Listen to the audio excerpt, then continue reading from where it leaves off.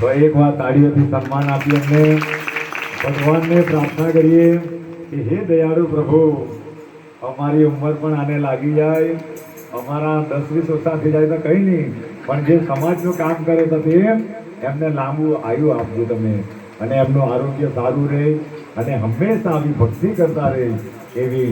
પ્રભુના ચરણમાં પ્રાર્થના. અને બીજી ખાસ કે જ્યાં કંઈક સૂચન કરવાનું આવશે તો અમે તો મારી રીતે કરશું જ, પણ રાજેશભાઈ બોલતા છે એટલે હવે પછી બધા સાથે બોલવું પણ પડશે, કારણ કે વ્યાસપીઠ જ પર બેસે ત્યારે બોલે તે નહીં ચાલે, બધા સાથે બેસેલા ત્યારે પણ ચર્ચાઓ ચલાવવાની એ ખામી છે. એટલા માટે બરાબર છે, કારણ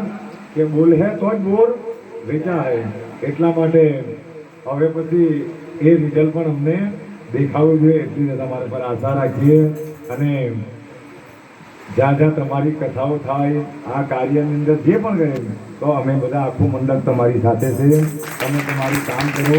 અમે હંમેશા સાથે બધા રહીશું. તો વિશેષમાં એકવાર ફરીથી અમારા સદમિત્રોને, અમારા ગામથી બધા ગામથી આપણે અશ્વિનભાઈને વિનંતી કરીશ કે અમારી તો મુલાકાતો બહુ ઓછી છે, પણ કંઈક ને કંઈક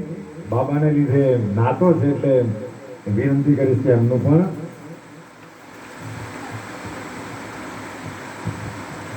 તો આપણે એમનું પણ સન્માન કરીએ.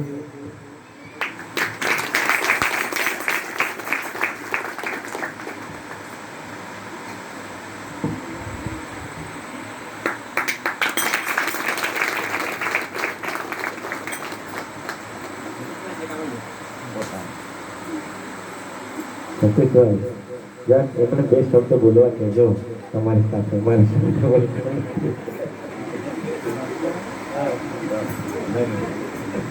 અશ્વિનભાઈને પણ વિનંતી કરીશ કે બે શબ્દો આશીર્વચન અમને પણ, કારણ કે ખરેખર દૂર